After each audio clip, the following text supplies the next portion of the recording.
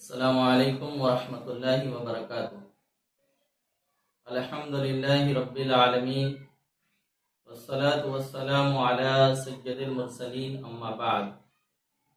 میرے پیارے آقا علیہ الصلاۃ والتسلیم کے پیارے دیوانوں، فقہی مسائل میں آپ نے اس سے پہلے واجبات نماز اور سجدہ سہو کے مسائل، جماعت کے احکام سماعت کیے تھے۔ آج انشاءاللہ الرحمن مفسدات نماز، یعنی نماز توڑنے والی چیزیں جن کے پائے جانے سے نمازی نماز سے باہر ہو جاتا ہے، اس نماز کا نئے سرے سے پڑھنا اس کے ذمہ فرض ہوتا ہے۔ نہ سجدہ سہو سے نماز ہوگی، نہ کسی اور عمل سے، بلکہ اس نماز کا دہرانا اس کے ذمہ فرض ہوگا۔ تو وہ کون کون سی باتیں ہیں، وہ کون کون سی چیزیں ہیں جن کے پائے جانے سے نماز ٹوٹ جاتی ہے، نمازی نماز سے نکل جاتا ہے۔ بہت سے لوگ ایسی حرکتیں دوران نماز کرتے ہیں کہ وہ نماز میں نہیں رہ جاتے، چاہے آپ منفرد ہوں، تنہا پڑھ رہے ہوں، یا امام صاحب کی اقتداء میں ہوں۔ اگر نماز توڑنے والی کوئی حرکت ہوئی تو وہ نمازی نماز سے باہر ہو جاتا ہے۔ تو آئیے اس کی تفصیل آپ کے درمیان پیش کی جاتی ہے۔ جہاں وضاحت کی ضرورت محسوس ہوگی، کچھ وضاحت کی جائے گی تاکہ آپ آسانی سے سمجھ سکیں اور ہم اور آپ اپنی نماز کی حفاظت کر سکیں۔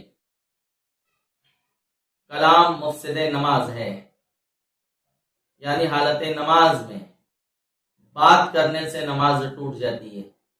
چاہے جان بوجھ کر بولے یا بھولے سے، تھوڑا بولے یا زیادہ بولے۔ اگر حالت نماز میں بات کرنا پایا گیا، اگرچہ دو حرف، دو ورڈ بھی بولا،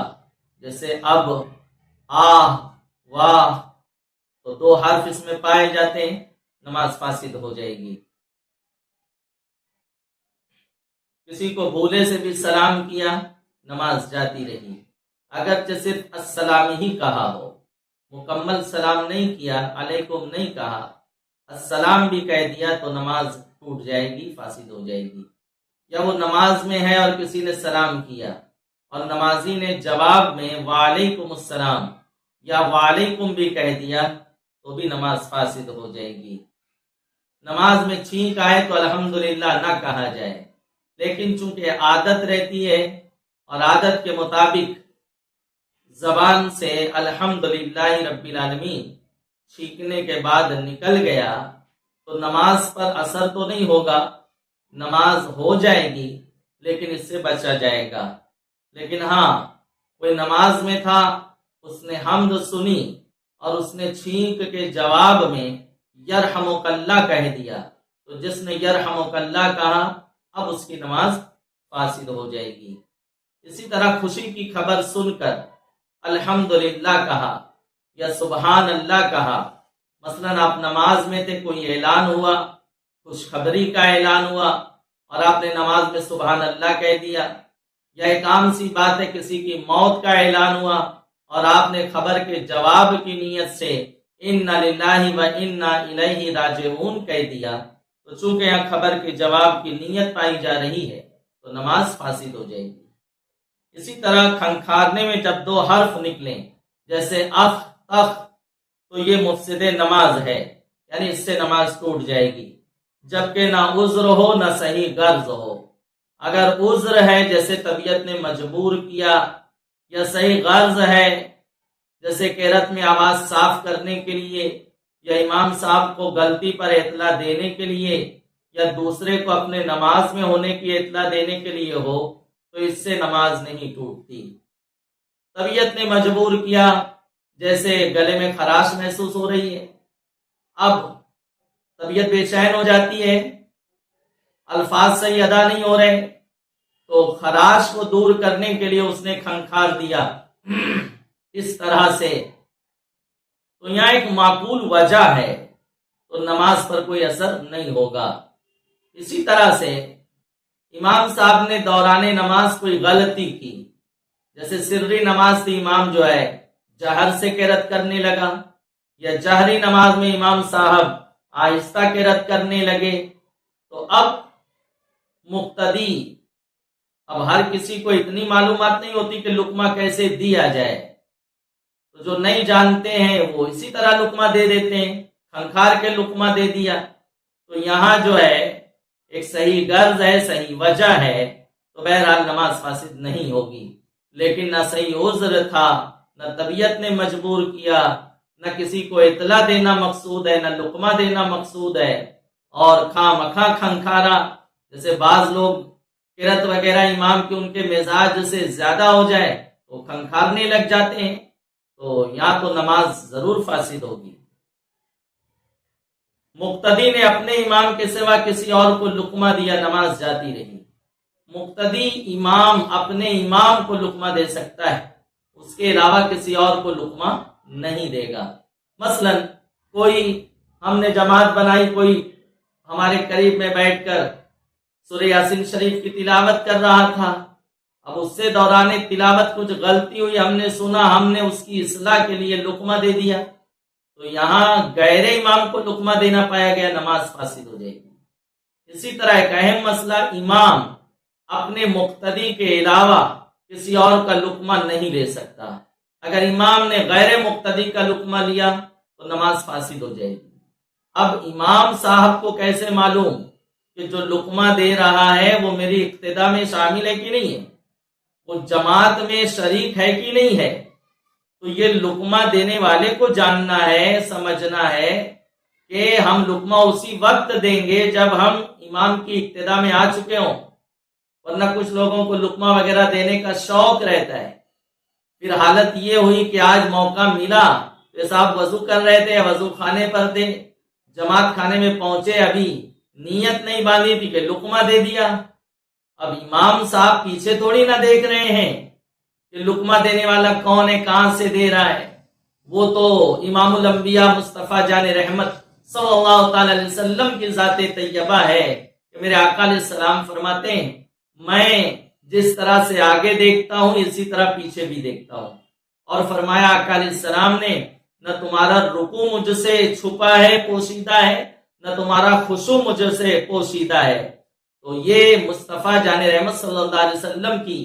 جو ہے نگاہ فیض کا کمال ہے۔ لیکن بہرحال تو امام پر یہ بات ظاہر نہیں ہے، تو مقتدی کو اس کا لحاظ رکھنا چاہیے کہ جب تک ہم شامل نہ ہو جماعت میں اس وقت تک امام کو لقمہ ہرگز نہیں دیں گے۔ بہرحال غیر مقتدی نے لقمہ دیا، امام صاحب نے لقمہ لے لیا، تو جب یہ بات ظاہر ہوئی تو حکم یہی ہے کہ نماز فاسد ہو جائے گی۔ یا کبھی ایسا ہو جائے، اس مسئلے کو کچھ مثال کے ذریعے سمجھ لیں کہ مثال کے طور پر امام نے قاعدہ اولا نہیں کیا، تو حکم یہ ہے کہ جب تک بیٹھنے سے قریب ہے یاد آنے پر بیٹھ جائے، اور سجدہ سہو سے یاد آنے پر بیٹھ جائے، اور سجدہ سہو بھی واجب نہیں ہوگا، سجدہ سہو بھی واجب نہ ہوا، بغیر سجدہ سہو کے نماز ہو جائے گی۔ لیکن اگر امام کھڑے ہونے کے قریب تھا یا کھڑا ہو گیا تو اب نہیں بیٹھے گا، آخر میں سجدہ سہو سے نماز پوری کرے گا۔ اب امام صاحب کھڑے ہونے کے قریب ہو گیا امام، اب مقتدی نے لقمہ دیا، تو وہ جو لقمہ دے رہا ہے وہ غلط بات کے لیے لقمہ دے رہا ہے، امام کا بیٹھنا ہی جائز نہیں ہے اور یہ بٹھانا چاہتا ہے، تو اس کا لقمہ دینا کلام میں داخل ہوگا،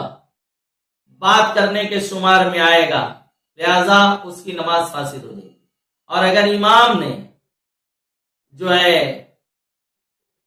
امام سے لچک ہو گئی، خطا ہو گئی، اور صحیح ڈیسیزن نہیں لے سکے امام صاحب، اس لقمہ دینے والے کا لقمہ لے لیا اور بیٹھ گئے، تو چونکہ وہ لقمہ دینے کے سبب سے اب امام کا مقتدی نہیں رہ جاتا، تو امام نے غیر مقتدی کا لقمہ لیا، اس لیے امام کی بھی اور جماعت کی بھی نماز فاسد ہو جائے گی۔ اسی طرح ماہ رمضان شریف میں وطر جماعت سے مستحب ہے، تو کبھی ایسا ہو جائے پورے ماہ میں کہ امام صاحب رکوع میں چلے گئے، انہوں نے قنوت نہیں پڑھی، تو اب لقمہ نہیں دیں گے، جو لقمہ امام کو لوٹانے کی غرض سے دے گا وہ نماز سے باہر ہو جائے گا۔ وجہ یہ کہ امام کا لوٹنا جائز ہی نہیں، آخر میں سجدے سہو سے نماز ہوگی، تو جس نے لقمہ دیا اس نے نماز میں کلام کیا، وہ اس کی نماز فاسد ہو گئی، نماز سے باہر ہو گیا۔ اب امام صاحب نے چونکہ اس کا لقمہ لیا ہے جو امام کی ابتدا سے خارج ہو چکا ہے، غیر مقتدی ہو چکا ہے، تو غیر مقتدی کا لقمہ لینے سے امام کی بھی اور پوری جماعت کی بھی یہاں نماز فاسد ہو جائے گی۔ تو میرے عزیزوں، امام اپنے مقتدی کا لقمہ لے گا، غیر مقتدی کا لقمہ امام ہرگز نہیں لے گا۔ آہ او اف تف یہ الفاظ درد یا مصیبت کی وجہ سے نکلے، یہ آواز سے رویا اور حرف پیدا ہوئے، ان سب صورتوں میں نماز ٹوٹ گئی۔ اور اگر رونے میں صرف آنسو نکلے، آواز اور حروف نہیں نکلے تو حرج نہیں۔ آہ اف تف یہ الفاظ یا اس طرح کے دیگر الفاظ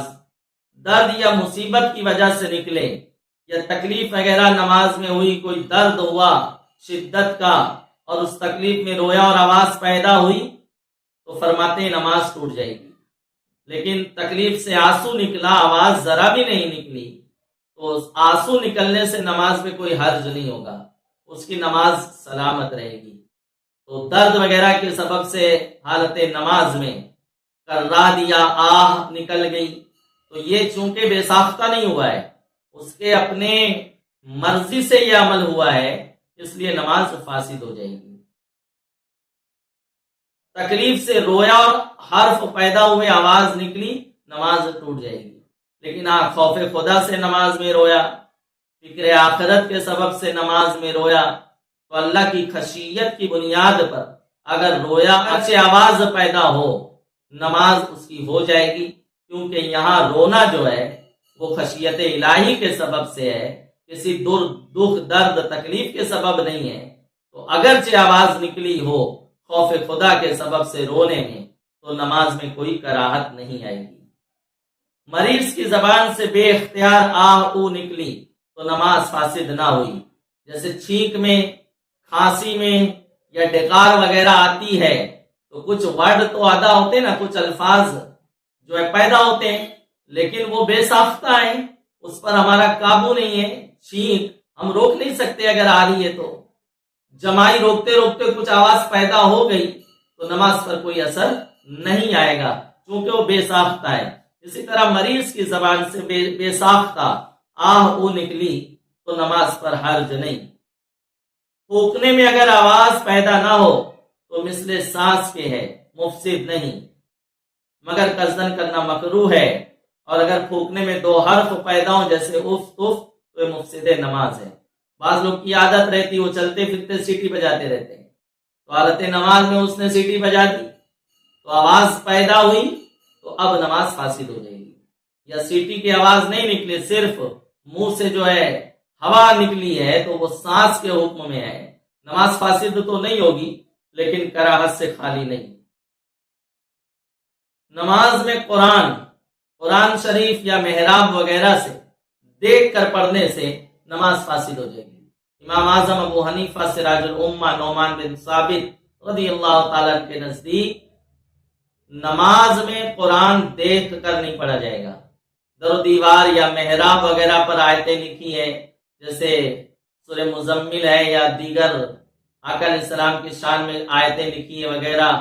اس کو دیکھ کر پڑھ رہا ہے تو دیکھ کے پڑھنے کے سبب سے، یا موبائل میں دیکھ کر تلاوت کر رہا ہے نماز میں، تو بہرحال نماز فاسد ہو جائے گی۔ تو میرے پیارے آقا علیہ الصلوۃ والتسلیم کے پیارے دیوانوں، یہ مفسدات نماز تھے، چند کا میں نے ذکر کیا، مزید باتیں اس حوالے سے انشاءاللہ دوسری ویڈیو میں آپ سماعت کریں گے۔ السلام علیکم ورحمۃ اللہ۔